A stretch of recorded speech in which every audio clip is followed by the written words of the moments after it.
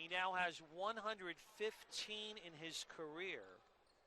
And they lob it in off the inbounds, and they lobbed it too high, and Miller took it away. So a turnover.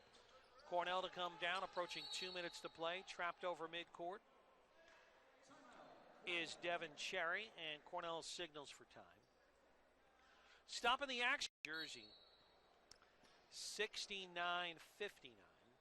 Here off the Cornell timeout, we're approaching 2 minutes. It's 67-53. Cancer trying to pass out of the pressure by the Riverhawks. And Chad Holly, the co-captain, the senior guard from New York City, is fouled out of the ball game.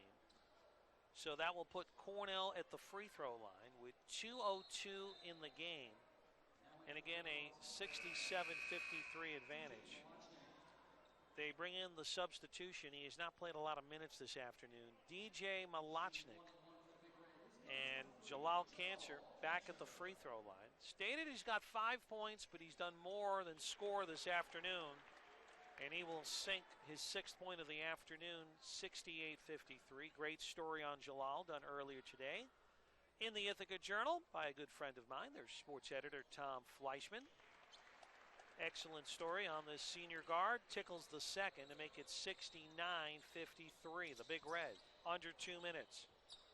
They get it left of the foul circle. Spinning is Thomas. The turnaround post-up shot off the rim. Ball is tipped around, and Sean Miller, he just elevates in traffic, leaps higher than anybody on the floor to get that ball for Cornell. And now Cancer will dribble the ball out. Precious seconds ticking off the overall game clock, and he is fouled. Foul against the Riverhawks. They will go to the free throw line, Cornell. And Cancer again back at the free throw line as we're down to 1:39. And Jalal Cancer with his 8th point of the afternoon to make it 70-53. Again, this is a UMass Lowell team that came in averaging or allowing just 64 points. They've given up 70. 71, Jalal Cancer with 2 free throws.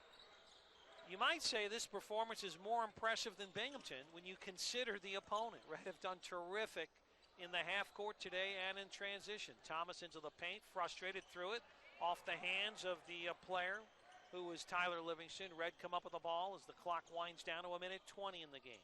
Cornell with a 71-53 lead over UMass Lowell, who had come in winners of 6 consecutive games. Red will work the clock with Cancer up top, and what do we get? We get a timeout. Timeout on the floor.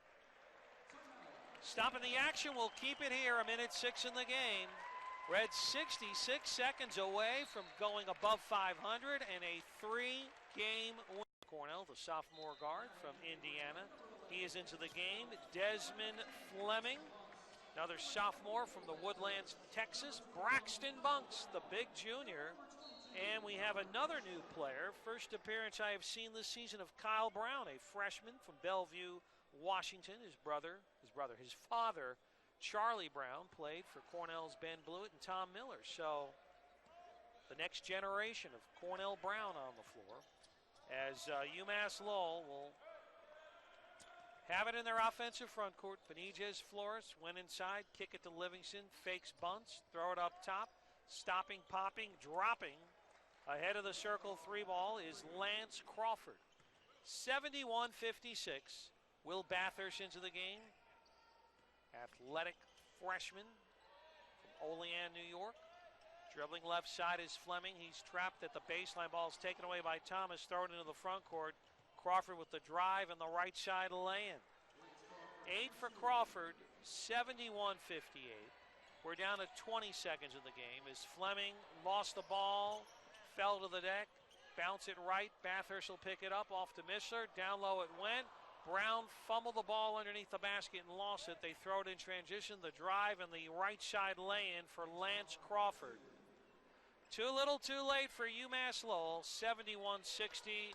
Bathurst, the ball got inbounded. Bathurst started to walk up the court, came back, touched the ball, and Cornell wins it, 71-60. So the Big Red